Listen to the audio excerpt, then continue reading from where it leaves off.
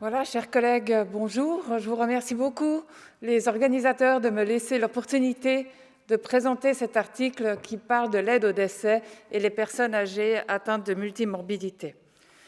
En fait, c'est un article qui est paru dans le JAMA Internal Medicine l'année passée, qui se passe en Hollande et qui permet de revoir finalement les pratiques liées à l'euthanasie et au suicide assisté chez les patients qui présentent ce qu'on appelle un syndrome gériatrique multiple. Mais avant de rentrer dans le vif du sujet de cet article, j'aimerais faire une petite parenthèse locale. Petite parenthèse locale, c'est finalement un souvenir que j'ai d'il y a quelques années, quand j'étais encore à domicile, de Madame A. Madame A, elle a 79 ans, elle est veuve sans enfant et elle vit seule à domicile. Elle sort de différentes hospitalisations actives pour différentes maladies, fait plusieurs complications pour lesquelles on est relativement actif dans les soins qu'on lui offre. Je la vois parce qu'elle présente des difficultés à la marche et surtout des douleurs diffuses. Et un jour, elle me dit « J'ai décidé, j'en ai assez de cette vie, d'être dépendante, d'avoir des douleurs, je décide de faire appel à Exit ». Lors de ma dernière visite, au moment de partir, toujours embarrassée de savoir qu'est-ce que je dois lui dire, elle me dit « La date de mon suicide est fixée à lundi prochain. Je me réjouis, mes proches vont venir me voir ce week-end. » Et là, je me suis posé beaucoup de questions, et clin d'œil aussi au médecin traitant avec qui on a beaucoup discuté de cette situation. Finalement, je me suis dit, mais est-ce qu'on a vraiment tout mis en place par rapport à la prise en charge de cette dame? Est-ce que finalement, elle doit se suicider pour avoir la visite de ses proches? Rappel encore local que finalement, quand je vous présente Madame A, elle correspond à l'heure actuelle aux critères d'Exit Suisse Romande, puisqu'elle souffre de souffrances intolérables liées à ces polypathologies invalidantes liées à son âge. Pas encore trouvé les chiffres 2020 d'Exit Suisse Romande, mais quand on regarde les chiffres 2019, tu es frappé finalement par le nombre de patients qui présentent cette situation de Madame A, qui présentent une polypathologie. Finalement, c'est devenu plus important que les chiffres liés à une maladie cancéreuse, et on peut s'interroger comment seront les chiffres de cette année 2020 avec tout l'isolement qui s'est passé pour les personnes âgées. Petite parenthèse locale pour revenir finalement à l'article et ses pratiques en Hollande.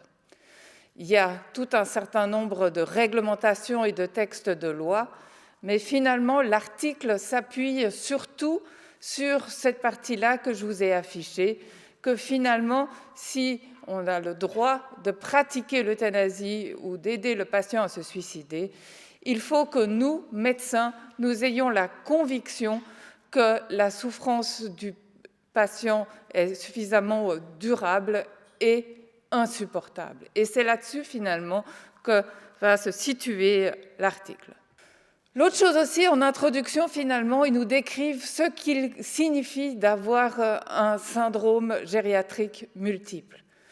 En fait, c'est un patient qui n'a pas forcément une maladie active non oncologique comme une insuffisance cardiaque ou pulmonaire, mais qui présente principalement des troubles de la vue, des troubles de l'audition, une ostéoporose, une arthrose, des troubles de l'équilibre, et on retrouve aussi dans ces syndromes gériatriques les troubles cognitifs.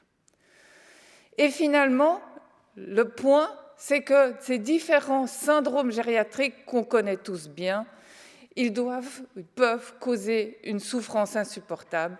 Et bien sûr, dans tout un certain nombre de ces syndromes, on sait qu'il n'y a pas de perspective d'amélioration pour les patients.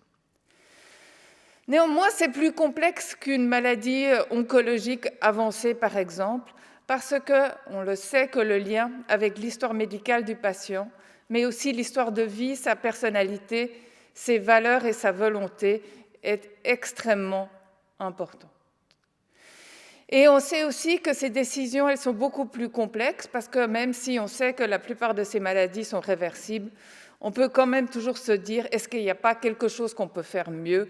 Et c'est toujours le souvenir que j'ai de Madame A pour le traitement de la douleur, mais peut-être aussi par rapport à cette prise en charge sociale. Il y avait 3 objectifs dans cet article. Un, c'est de décrire finalement les caractéristiques de ces patients qui avaient ces syndromes gériatriques multiples, qui ont finalement demandé de l'aide au décès. De voir finalement si c'était un syndrome ou si c'était plutôt l'accumulation et surtout quelles sont les circonstances qui font que tout d'un coup la souffrance devient intolérable pour le patient. Et le dernier point, c'était d'essayer de comprendre finalement, parce qu'ils ont un comité de revue qui revoit finalement toutes les demandes d'euthanasie par rapport aux patients, comment est-ce que ce comité fonctionne par rapport à ces demandes pour ces patients âgés.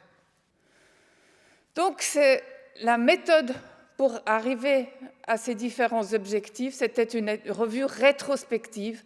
En fait, ils ont pris 53 cas de patients qui avaient un syndrome gériatrique multiple sur les 1605 qu'ils ont recueillis au cours des 6 années entre 2013 et 2019. Donc ça fait, j'ai calculé, ça fait 4% des patients qui ont eu l'euthanasie.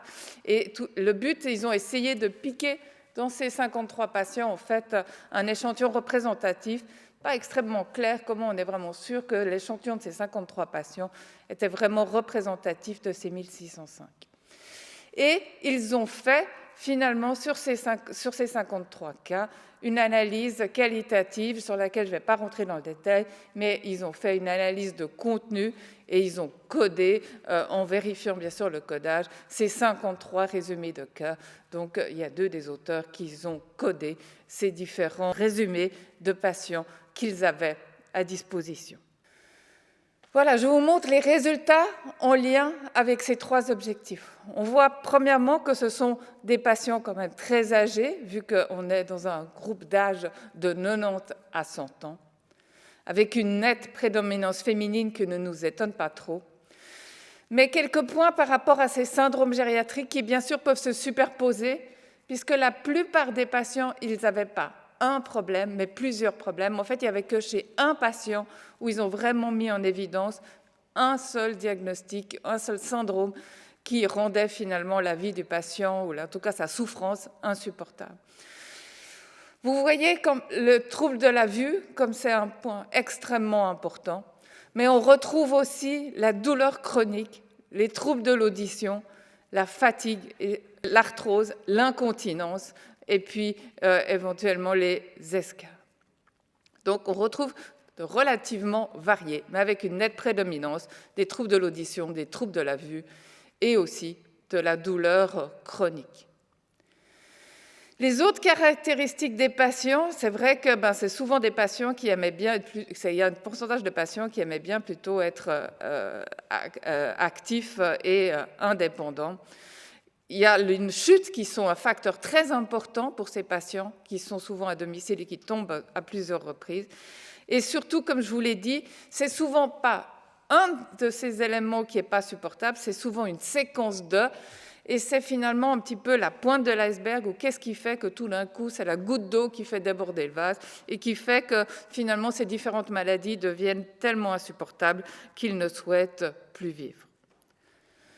Par rapport à la deuxième question de l'étude, de savoir finalement qu'est-ce qui rendait vraiment la souffrance des patients insupportable, on retrouve finalement le fait que ces patients, ils avaient finalement cette perte de la mobilité qui était la chose la plus difficile.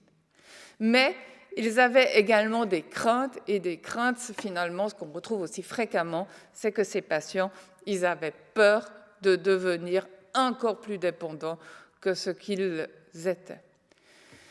Ils étaient quand même relativement isolés d'un point de vue social, et puis il y en avait un certain nombre qui finalement qui décrivaient avoir de la peine à trouver du sens à leur vie quotidienne. Et étonnamment, quand il y avait peu de descriptions en lien avec la qualité de vie des patients. Et le troisième résultat de cette étude, c'était finalement les aspects plus procéduraux. Finalement, comment est-ce que ce comité qui revoit les demandes, quels sont les critères qu'ils ont utilisés? Ils ont bien sûr recherché à être sûrs que c'est la demande volontaire, qu'il n'y a pas d'éléments extérieurs qui encourageaient les patients à attenter à leur jour. Ils ont dit, mais c'est décrit dans l'article finalement sans critères relativement clair qu'il ne devait pas y avoir de piste d'amélioration par rapport à ces syndromes. Ils ont dit qu'ils ont regardé s'il y avait des consultations de psychiatrie, mais en même temps, on ne retrouve pas dans l'article exactement le nombre de patients qui ont bénéficié d'une consultation de psychiatrie.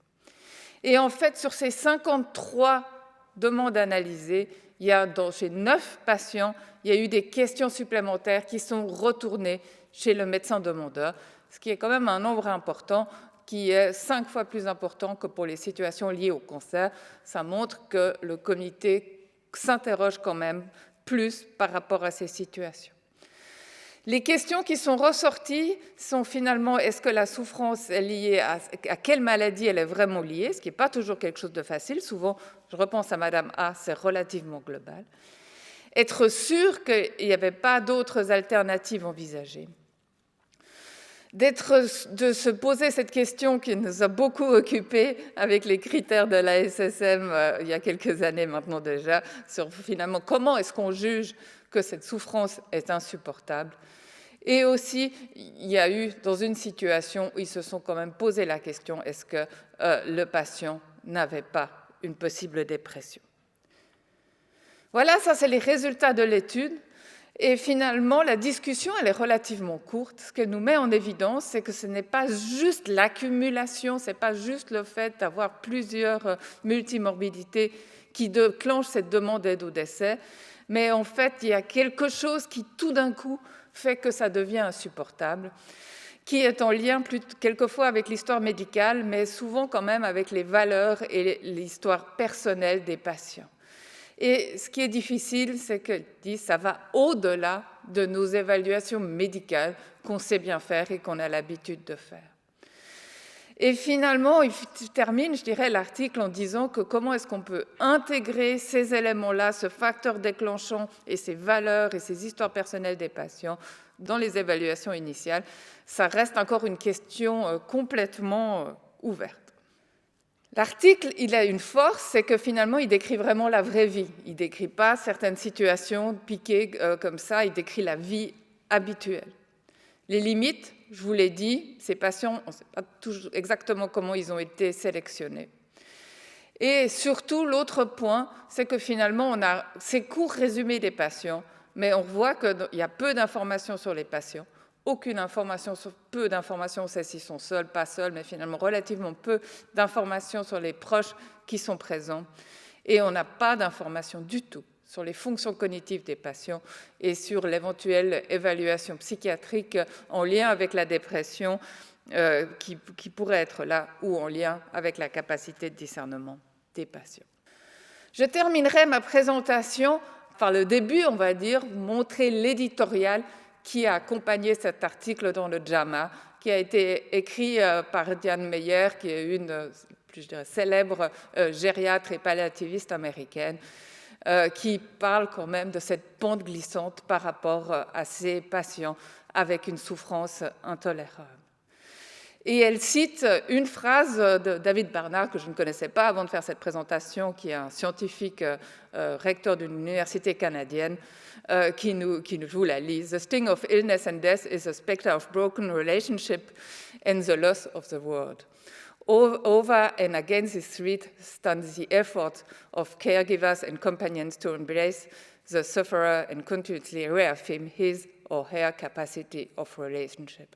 C'est vraiment, souligne toute l'importance de cette prise en charge sociale des liens que peuvent avoir les patients, qui ne sont pas toujours évidents à mettre en évidence dans notre anamnèse médicale.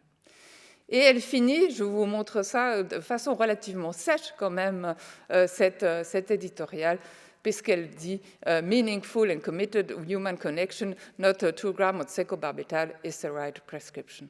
Je vous remercie beaucoup pour votre attention.